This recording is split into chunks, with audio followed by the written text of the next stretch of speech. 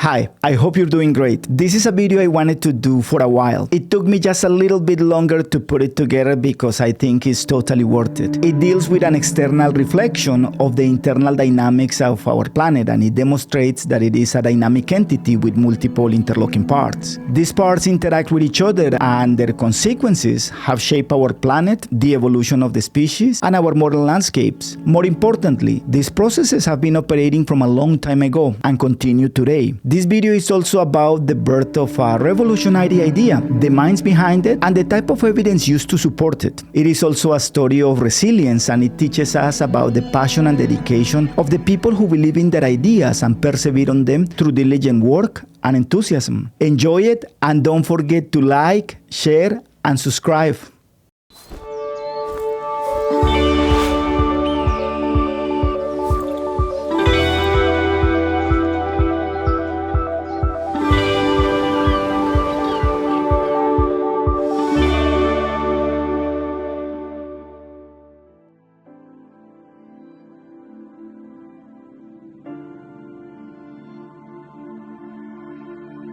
The internal dynamics of our planet reflect here in the surface, where we go on with our daily life. Many of the geological processes that we see in the subsurface of our planet and in the surface can be better understood if we know the internal dynamic and the composition and behavior of the layers that make up its internal structure. Reviewing the historical development of the concepts that led to the current understanding of our planet, it is as fascinating as our planet itself. Currently, a theory like plate tectonics provides a comprehensive view of the processes that produce Earth's major surface features, including the continents and ocean basins. This is a little bit counterintuitive because we cannot see what is happening below our feet and the forces that can literally move entire continents or even mountains. This is relevant because some of these processes affect our daily life and exert influences on our surroundings, such as volcanic eruptions, earthquakes, and at a larger time scale, mountain building cycles. But how plate tectonics came to be the unifying theory that it is today? Well, this video deals with a fascinating idea, an idea that provided the foundation and played a fundamental role in the development of plate tectonics, that is, continental drift. Here, we will review how the evidence that supports it was gathered and provide a review of the scientific method by discussing the importance of debate in changing a paradigm which in the end was the catalyst towards the modern understanding of our planet.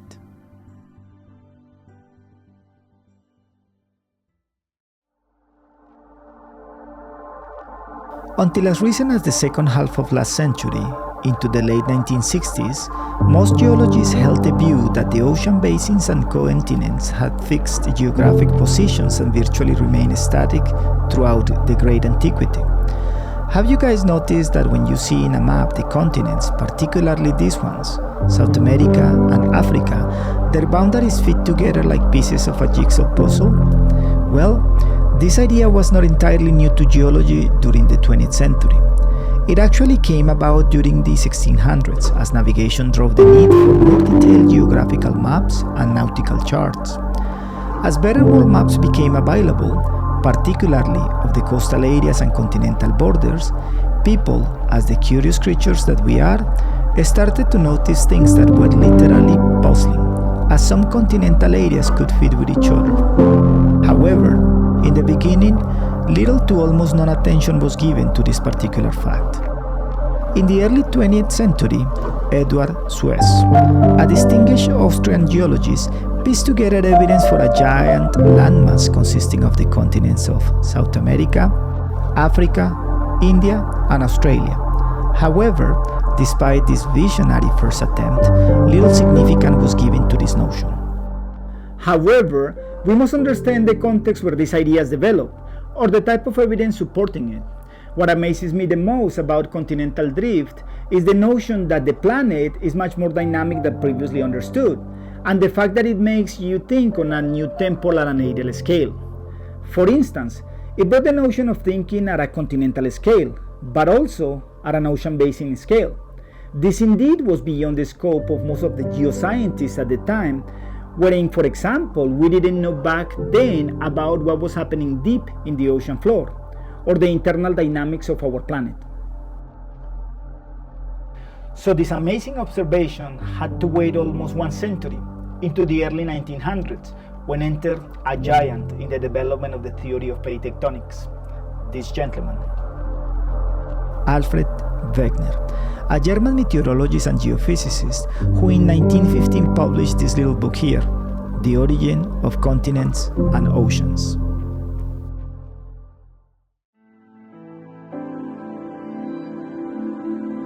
Wegener proposed an idea arguably ahead of its time that would revolutionize earth sciences and provide evidence for the notion that the Earth is made up of multiple, ongoing and evolving parts that interact with each other to form a very dynamic whole. This book laid out the foundation of his hypothesis, called Continental Drift, which was quite revolutionary, as it intended to provide an alternative notion to the long-held assumption that the continents and ocean basins had fixed geographic positions. Wegener's daring hypothesis suggested that a single supercontinent consisting of all Earth's landmasses once existed. He named this giant landmass Pangaea, from the Greek pan, that means all, and Gaea, that means land. A colossal megacontinent where all the lands were together. Wegener went even further to postulate that during the early part of the Mesozoic era, this supercontinent began to fragment into smaller pieces. These still huge continental masses then drifted apart through time to occupy their present positions over a span of millions of years. Yeah, Wegener was quite a visionary, and I really admire him for the fact that he was able to put himself out there and be courageous. I wonder if he thought about the mountain he was climbing when he challenged that long-held view that the continents were fixated, and the kind of evidence he needed to produce to support his claims. Quite something to admire indeed.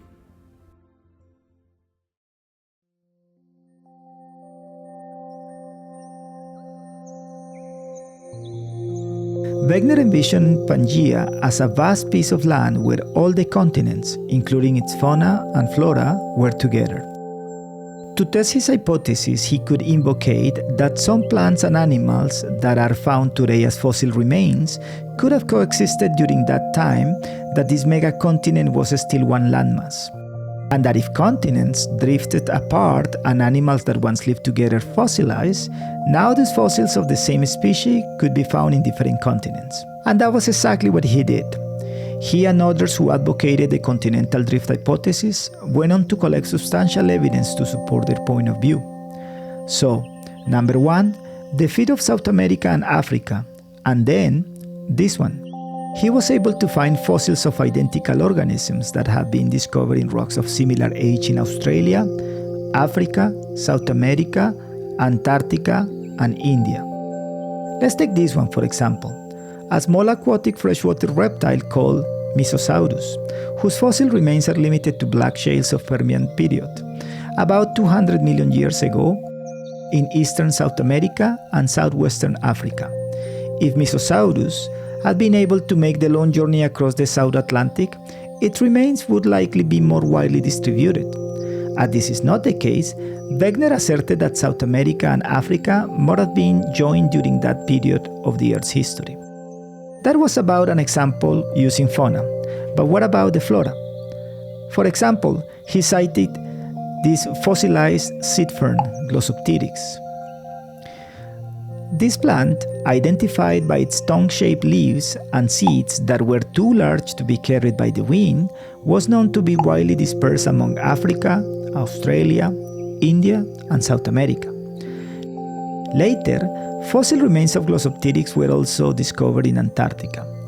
Wegener also learned that these seed ferns and associated flora grew only in cool climates, similar to the one found in modern-day Central Alaska.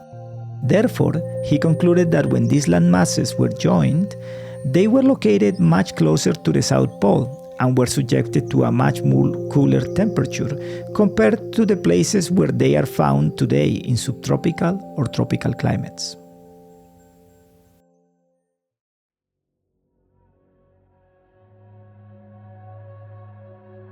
If the continents were together at some point in the past, the rocks found in a particular region on one continent should closely match in age and type those found in adjacent positions on the once upon a time supercontinent.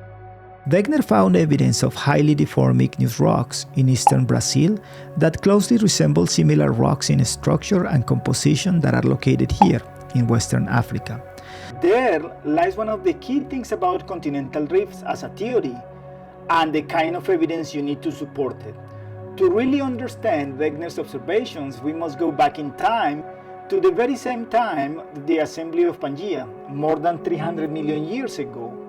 And it also makes us think about the different observations such as fossils and mountain belts that are now separated by entire ocean basins. Similar evidence can be found in mountain belts that terminate at one coastline and reappear on different continents, even across entire ocean basins.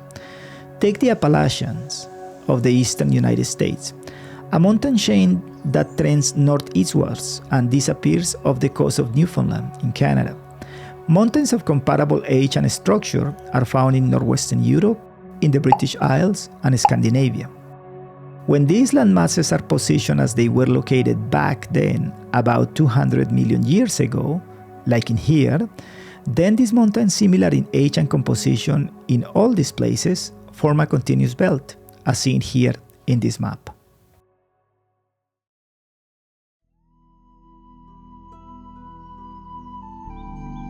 Since he was a climatologist, Wegener was aware of glacial deposits that dated back to the late Paleozoic Ice Age, and that had been discovered in South Africa, South America, Australia, and India. This meant that about 300 million years ago, vast ice sheets covered extensive portions of the southern hemisphere as well as India, as evidenced in this map. Much of the land area that contains evidence of this period of Paleozoic glaciation presently lies within 30 degrees of the equator in subtropical or tropical climates. Wegener suggested that a more plausible explanation for the late Paleozoic glaciation was provided by the supercontinent of Pangaea, as this deposit could have formed where the continents were together. This was his answer to the question, how could extensive ice sheets form near the equator? Naturally, there were people that held different views. One proposal, for example, suggested that our planet experienced a period of extreme global cooling. Wegener rejected this explanation because during the same span of geologic time, large tropical swamps existed in several locations in the northern hemisphere and comprised, for example, this: major coal fields in the eastern of the United States, like in here, in Virginia and Kentucky, and northern Europe. Many of the animal and plant fossils found in these coal-bearing rocks were the result from the accumulation of vegetable material derived from trees commonly found in warm, moist climates. Thus, the glaciation would have affected mostly areas located in circumpolar latitudes, and not the whole planet as the detractors of Wegener postulated.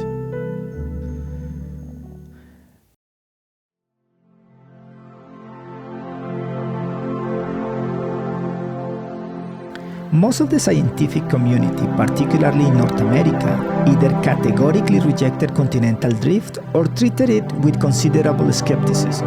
Many of Wegener's contemporaries opposed its views, even to the point of open ridicule. However, as expected, some considered his ideas plausible. For those geologists who continue the search for the answers to many questions, the exciting concept of continents adrift held their interest as it gave them tools to answer several questions. More importantly, it made them question long-held beliefs deeply ingrained in earth sciences. Understandably, one of the main objections to Wegener's hypothesis stemmed from his inability to identify a credible mechanism for continental drift. This was one of the main points of dissent when his book was made available to his colleagues and translated into English, French, Spanish, and Russian. From that point on, until his death in 1930, Wegener's continental drift hypothesis encountered a great deal of hostility and criticism among the scientific community, and consensus will be only achieved in the second half of the last century. Wegener provided compelling answers to the long-standing questions such as how does a glacier develop in hot, arid Central Australia? Or how do land animals migrate across wide expanses of the ocean? As compelling as this evidence may have been, 50 years passed before most of the scientific community accepted the concept of continental drift and the logical conclusions to which it led, including the elephant in the room, the theory of plate tectonics.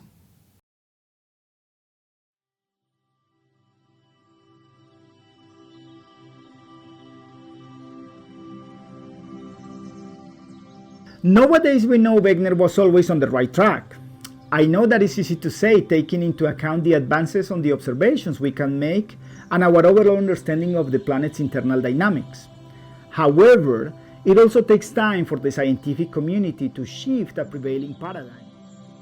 Thus, there lies the importance of remaining perseverant in your ideas and to keep gathering more and even better evidence to support your hypothesis.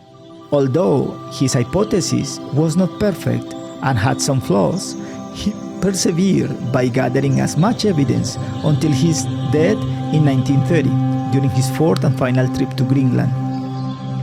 Back then, very little was known about the internal structure of our planet, so Wegener could not provide a mechanism with the capability to provide the energy to move the continental masses to come together and break apart again. Currently, we know, as we saw in the video dealing with the rock cycle, I will place the link in the description below, that the top portion of the asthenosphere has a temperature pressure regime that results in a small amount of melting. Within this very weak zone, the lithosphere is mechanically detached from the layer below. Why is this important and why we bring this at this point? Well, because it means that the lithosphere is able to move independently of the asthenosphere. The lithosphere consists of the entire crust divided into oceanic and continental crust, plus the uppermost mantle, and forms the Earth's relatively cool, rigid outer shell that make up the continents. And this is the mechanism or the reason why entire continents can drift or move around.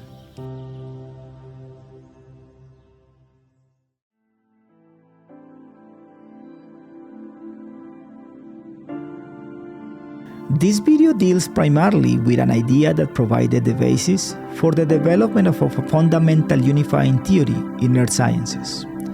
The shape of the continents, the geographic distribution of fossils and ancient climates all seem to point towards the idea that these now separate land masses that we know as the continents were once joined and that they have drifted apart to come to their present-day positions, as if the continents drifted apart from an original landmass, thereby giving birth to continental drift. A hypothesis proposed by Alfred Wegener that will underpin a fundamental unifying theory, plate tectonics, that arguably could be regarded as the most important development since the inception of geology as a modern science. Continental drifts help us to explain many processes and products that occur internally and externally. Additionally, it provides an explanation of the evolution of sedimentary basins in the past as continental blocks separate and new ocean basins emerges between them. Also, it helps us explaining the evolution of a particular species in a specific location and explain how some continents that occupy different latitudinal positions in the past were affected by glaciations. It also served to piece together mountain belts that were uplifted at some point and that now lie in different continents and separated by entire ocean basins. So, it has implications in the two broad subdivisions of geology, physical geology and historical geology, as it can be used to explain volcanoes, for example, but also provides a mechanism how entire land masses have split apart in the past to form our modern continents. Well, thank you for watching up to this point. I hope you increased your amazement and admiration towards our planet. Which one do you think was the most important observation collected by Alfred Wegener to support his continental drift hypothesis? And more importantly, why? Myself, I do like fossils, so it's got to be the observations he made either on Glossopteryx or the Mesosaurus. And why? Because it is much more easier to understand that things that live once on dry land could have not swum across the entire ocean. Thus, it is easier to see that at some points, all the continents were together. Let me know in the comment box below, and I will do my best to answer all your comments. And let's meet in the next video. Don't forget to like, share, and subscribe. Ciao.